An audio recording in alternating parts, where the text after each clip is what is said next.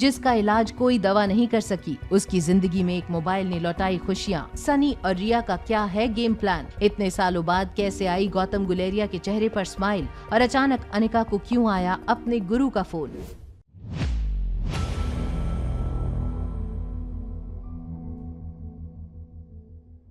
मामा, मामी, एक important call है, मैं अभी अटेंड करके आती हूँ। ये कहते हुए अनिका गार्डन में परिवार से थोड़ा दूर चली गई। अनिका ने जब फिर से फोन की स्क्रीन की ओर देखा तो उसे यकीन नहीं हो रहा था कि इतने सालों बाद उसके गुरु डॉक्टर वांगापट्टू उसे फोन कर रहे थे। फोन उठाते ही अनिका उनसे कुछ कहे उससे पहले डॉक्टर वांगापट्टू ने अनिका से पूछ लिया, कहाँ हो तुम इस वक्त? जल्दी जवाब दो। सर, मैं इस वक्त दिल्ली में हूँ। मगर क्या बात है सर, आप कुछ टेंशन में लग रहे हैं? दिल्ली में कोई गुलेरिया परिवार तुम्हें ढूंढ रहा है। उन्हें तुम्हारे पास किसी का इलाज करवाना है। क्या नाम था उनका? हाँ, करण गुलेरिया। वो आदमी बीमार नहीं है, उसने जीने की इच्छा छोड़ दी है। उसके शरीर के सभी अंगों ने काम करना बंद कर दिया है। अभी उसे अमृत टैबलेट देकर जिंदा रखा गया है। अगर तुम वहां चली भी जाओ तो उसके अंदर तुम जीने की चाहत फिर से पैदा नहीं कर सकती, इसलिए तुम्हारा वहां जाने का कोई मतलब नहीं है। अनिका जानती थी करण गुलेरिया को अनिका को देखकर उसकी माँ स्वाति की याद जरूर आएगी। और करण गुलेरिया अगर दुनिया में सबसे ज्यादा किसी से नफरत करता था तो वो थी स्वाति मल्होत्रा। ठीक है सर, नहीं जाऊंगी। सर, बहुत दिनों बाद आपकी आवाज सुनी है। आप कैसे हैं? आपकी तबीयत तो ठीक है ना? मेरी तबीयत को क्या होने वाला था? इस दुनिया में सिर्फ एक बीमारी का कोई इलाज नहीं, और वो है बुढ़ापा। सर, क्या मैं आपसे मिलने आ सकती हूँ? यहाँ ऐसा कुछ नहीं बचा जिसे देखकर किसी को खुशी होगी। अगर तुम मेरे लिए कुछ करना ही चाहती हो तो मैंने जो तुम्हें शिक्षा दी है वो शिक्षा आगे बढ़ाना। ये कहते हुए डॉक्टर वांगापट्टू ने फोन काट दिया। अगले दिन सुबह जब रिया जागी तो उसने देखा अनिका उसके बगल में सो रही थी। रिया ने अपनी मम्मा का लैपटॉप ऑन किया और सनी चाचू के भेजे हुए लिंक पर लॉग ऑन किया। तभी सनी का फोन आया। देखो, लाइव स्ट्रीमिंग की सारी तैयारियां हो चुकी हैं। आज ऐसा कुछ करो कि तुम्हें देखकर लोग पागल हो जाएं और तुम पूरी दुनिया में मशहूर हो जाओ। मुझे लगता है कि मैं गेम खेलने में ही सबसे बेस्ट हूँ। क्यों ना हम उनके सामने एक लाइव गेम खेलें? लाइव स्ट्रीमिंग में लाइव गेम। इससे उन्हें ऐसा लगेगा जैसे गेम खेलते वक्त वो मेरे साथ जुड़े हैं। ये तो सॉलिड आइडिया है भतीजी। और अगर इस लाइव स्ट्रीम में मैं तुम्हारे साथ compete करूं तो हो सकता है कि मेरी भी फैन फॉलोइंग बढ़ जाए। और अगर आज मैं तुम्हें हराने में कामयाब हो गया तो ये भी हो सकता है कि कल से तुम्हारी जगह लोग मेरे दीवाने हो जाए। तो फिर हो जाए चैलेंज। देखते हैं आज सबके सामने कौन हीरो बनेगा और कौन जीरो। करण गुलेरिया हाउस।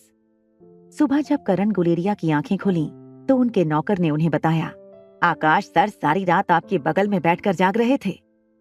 नौकर की आवाज से आकाश, जो करण गुलेरिया की बेड के बिल्कुल बगल में एक चेयर पर सो रहा था, अचानक जाग गया। अपने चाचा को होश में आते देख आकाश बहुत खुश हो गया। चाचा, मैं अकेला परिवार को और बिजनेस को नहीं संभाल सकता। मुझ में आप जितनी काबिलियत नहीं है। आप हम सबको छोड़कर इस तरह नहीं जा सकते। मैं ठीक हूँ। आकाश गुलेरिया को पता था कि उसके चाचा करण गुलेरिया को मोबाइल गेमिंग बहुत पसंद थी। उनका मन रखने के लिए आकाश ने अपनी जेब से फोन निकाला। फोन में एक एप्लीकेशन डाउनलोड करते हुए आकाश ने करण गुलेरिया से कहा, ये देखिए चाचा, आजकल ये गेम बहुत पॉपुलर है। मैं तो कहता हूँ एक बार आप भी इसे खेल के ट्राई कीजिए। एक जमाने में करण गुलेरिया एक गेमिंग एक्सपर्ट हुआ करता था, मगर स्वाति के जाने के बाद करण का किसी भी चीज में मन नहीं लगता था। जैसे ही आकाश ने मोबाइल पर गेमिंग ऐप ऑन की, मोबाइल की स्क्रीन पर रिया और सनी की लाइव स्ट्रीम फ्लैश होने लगी। तभी करण गुलेरिया के कानों पर रिया की मीठी आवाज पड़ी, आज मेरे सारे फ्रेंड्स को पता चल जाएगा कि इतनी सी उम्र में मैं क्यों गेमिंग चैंपियन हूँ। रिया की ये बात जैसे ही करण गुलेरिया ने सुनी, करण की आंखें चौड़ी हो गईं। करण गुलेरिया ने काफी वक्त में पहली बार अपने बेड से उठने की कोशिश की।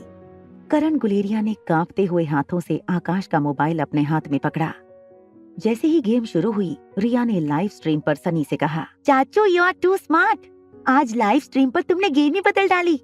मगर ये मत बोलना चाचू, चाहे गेम कोई भी हो, उसे समझने के लिए मुझे बस उस गेम पर थोड़ा वक्त बिताना है। तो देखते हैं आज प्लेयर जीतता है या फिर इस गेम पर खेलने का मेरा एक्सपीरियंस। सनी और रिया की लाइव स्ट्रीम पर दुनिया भर से बहुत सारे गेमर जुड़ने लगे। कोई सनी को सपोर्ट कर रहा था तो कोई रिया को।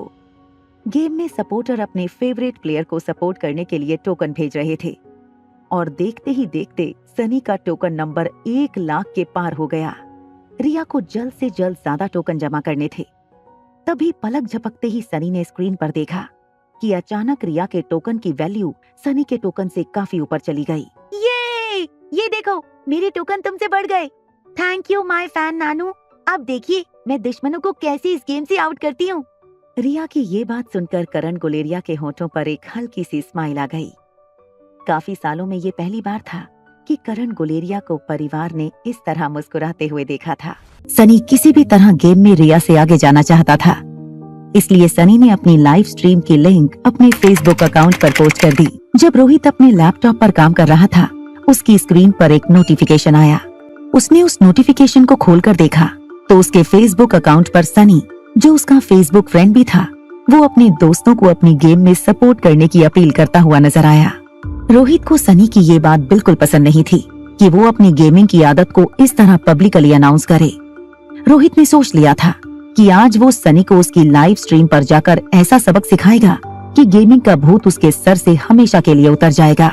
रोहित ने लिंक पर क्लिक किया। जैसे ही लिंक ओपन हुई, रोहित की लैपटॉप स्क्रीन पर सनी और रिया की गेम स्ट्रीम होने लगी। मैंने कहा था ना, मुझे बस गेम पर थोड़ा सा वक्त गुजारना होता है, उसकी बात चाहे सामने कोई भी हो, जीत पक्का मेरी होगी। लैपटॉप से आती हुई आवाज सुनकर रोहित हैरान हो गया।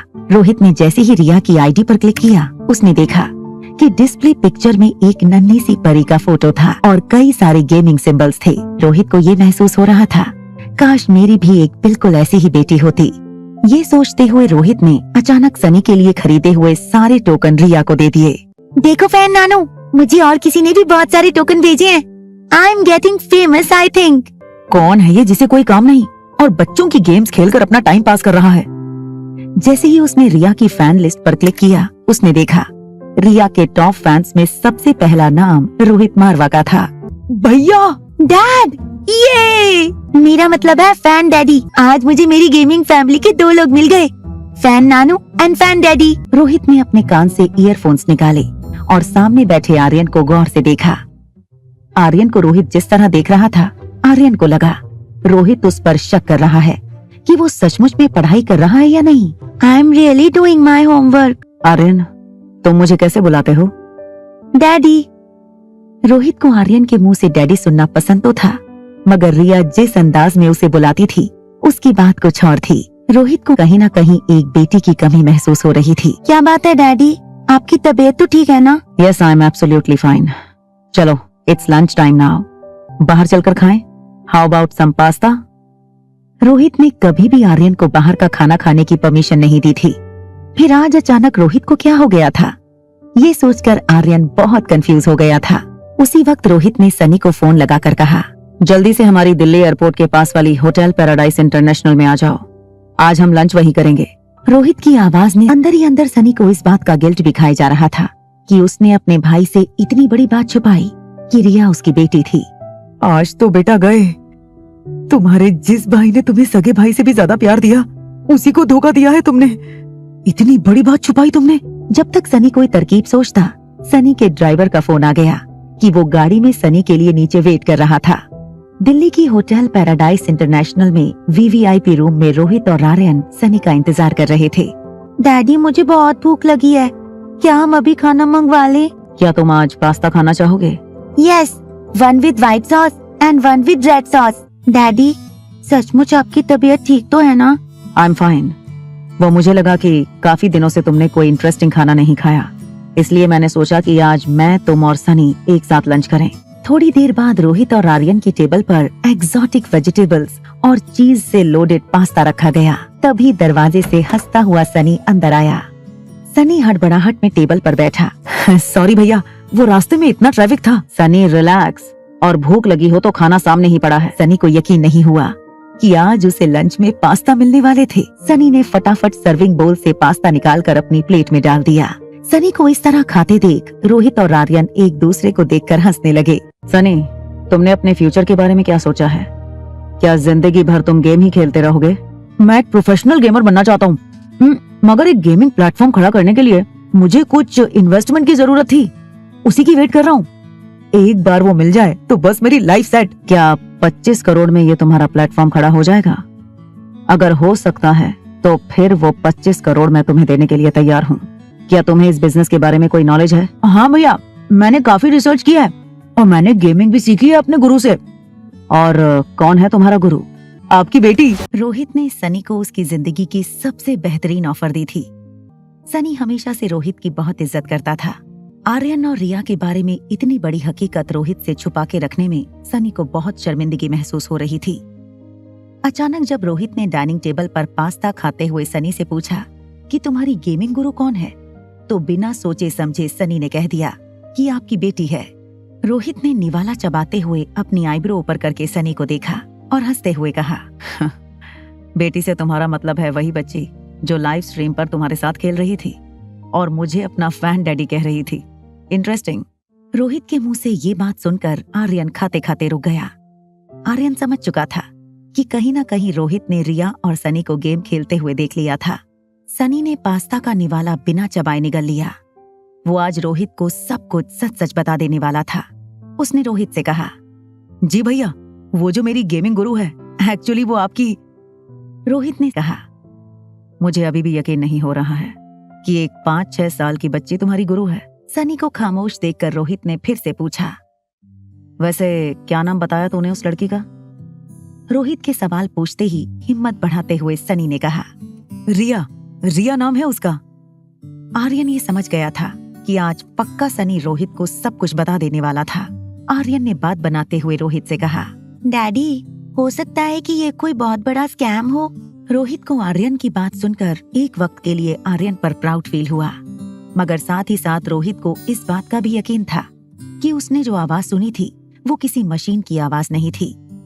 रोहित ने फिर सनी से पूछा, ठीक है चलो, मैं तुम्हारे इस प्रोजेक्ट में इन्वेस्ट करने के लिए तैयार हूँ। तुम्हारी ये गेमिंग गुरु भले ही उम्र में छोटी है मगर उसका फ्यूचर बहुत ब्राइट है। रिया की तारीफ सुनकर उसके चाचा सनी को भी प्राउड फील जरूर हुआ था, मगर इस वक्त उसके अंदर का डर उसकी खुशी को ओवरपावर कर रहा था। तभी रोहित ने नैपकिन से अपना हाथ साफ करते हुए सनी से कह दिया, इन्वेस्ट करने से पहले मेरी भी एक शर्त है। तुम्हें अपने इस नए प्रोजेक्ट में तुम्हारी गेमिंग गुरु को भी शामिल करना होगा। अगर तुम उसे भी इस प्रोजेक्ट में ले आते हो तो मैं इन्वेस्ट करने को तैयार हूँ। रोहित की इस शर्त ने सनी को बुरी तरह फंसा दिया था। जब सनी काफी देर के लिए चुप रहा तो रोहित ने उससे पूछा, क्या हुआ सनी, तुम्हारी गेमिंग गुरु को पार्टनर बनाना अच्छा रहेगा ना? सनी ने धीमी आवाज में कहा, हाँ वो काफी अच्छी है। अंजलि मामी ने मल्होत्रा हाउस में आज रिया की पसंद के पास्ता बनाए थे। अंजलि मामी अपने हाथों से बड़े प्यार से रिया को पास्ता खिला रही थी। पास्ता का एक निवाला मुंह में डालकर रिया ने अपनी आंखें बंद कर कहा, pasta is very good. Anjali मामी ने रिया से कहा, बेटा अगर तुम्हें मेरे बनाए पास्ता इतने अच्छे लगते हैं तो आई प्रॉमिस तुम जब भी कहोगी मैं तुम्हें अपने हाथों से पास्ता बनाकर खिलाऊंगी। ये सुनकर रिया ने अपने दोनों हाथ हवा में उछालते हुए कहा, ये फिर तो मैं रोज आपको कहूंगी पास्ता बनाने के लिए। रिया की मस्ती भरी बातें सुनकर अनिका और अंजलि मामी के हंसने की आवाज पूरे घर में सुनाई देने लगी। हॉल में डाइनिंग टेबल के पास ही सोफे पर कृष मल्होत्रा बैठा था। कहाँ जा रही हो बेटा, तुम भी थोड़ा सा पास्ता खा लो। मामी की बात सुनते हुए अनिका ने कहा, मामी मैं एक्चुअली रिया को लेकर सनशाइन इंटरनेशनल स्कूल जा रही हूँ। अनिका की बात सुनकर मामी हैरान हो गईं। मामी ने अनिका से पूछा, किस स्कूल में ले जा रही हो तुम? Sunshine international? मगर बेटा बिना अपॉइंटमेंट के वो लोग तुमसे नहीं मिलेंगे। अंजलि मामी की ये बात सुनकर कृष अपनी जगह से खड़ा हो गया और डाइनिंग टेबल के पास अंजलि मामी से कहने लगा, क्या तुमने फिर से मिस्टर कोहली और उनके साथियों से इंटरव्यू की भीख मांगी है? तुम जानती हो क्या हुआ था पिछली बार हमारे साथ? ये सुनकर अंजलि मामी को कुछ बीती बातें याद आ गईं। अंजलि मामी अपने ख्याल से बाहर आकर कृष से कहने लगी, देखो मैं चाहती हूँ कि जब भी रिया का इंटरव्यू अपॉइंटमेंट मिले तुम भी उसके साथ जाओ। अपने दोनों हाथ हवा में उछालकर च्युइंगम चबाते हुए कृष ने अपनी माँ से कहा, mom are you serious? Really? You want me to go with them? तुम्हारे साथ रायचंद परिवार ने क्या किया है ये जानते हुए भी तुम ये सब रिपीट करना चाहती हो? अनिका ने मामी और कृष के बीच हो रही सारी बातें ध्यान से सुनी थी। सनशाइन इंटरनेशनल स्कूल में रिया की इंटरव्यू अपॉइंटमेंट मिल गई है। अनिका की बातों पर अंजलि मामी को विश्वास नहीं हो रहा था। वो अपनी जगह से खड़ी हो गईं और कृष को देखने लगी। अनिका की बात सुनकर कृष को भी बहुत हैरानी हुई थी। अंजलि मामी ने अनिका की ओर देखकर उसे पूछा, ये क्या कह रही हो तुम बेटा? सनशाइन इंटरनेशनल स्कूल में इंटरव्यू के लिए तुम्हें अपॉइंटमेंट कैसे मिली? वो लोग तो बड़े बड़े वीआईपी या वीवीआईपी लोगों को भी ये मौका नहीं देते। अनिका अभी अंजलि मामी को सब कुछ बताए उससे पहले अनिका की जेब में उसका फोन बजने लगा। अनिका ने जैसे ही जेब से फोन बाहर निकाला, उसने देखा कि उसकी ज्योति बुआ की बेटी प्रीति का फोन आ रहा था। अनिका ने मुस्कुराकर फोन उठाया और प्रीति से कहा, हेलो प्रीति, कैसी हो तुम? आज याद आई अपनी दीदी की? प्रीति ने अनिका की बात को काटते हुए तेज सांसें लेते हुए अनिका से कहा, दीदी, मुझे लगता है मेरे मामा गौतम गुलेरिया तुम्हारे पापा है ही नहीं।